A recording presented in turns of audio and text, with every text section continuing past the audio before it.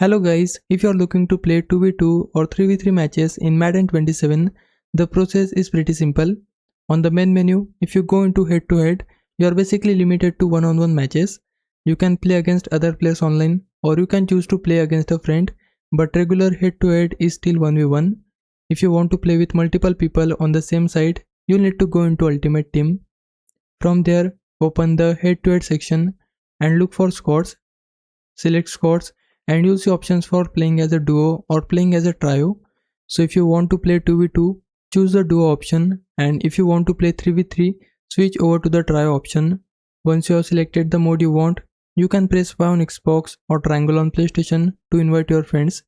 You can invite your crossplay friends or other players from your account depending on who you want to play with.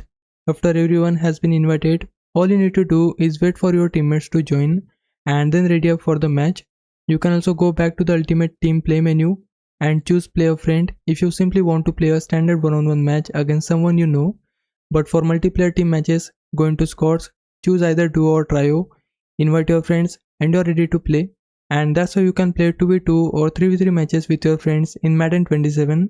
Hope this helps. Leave a like and subscribe my channel. For now, thanks for watching.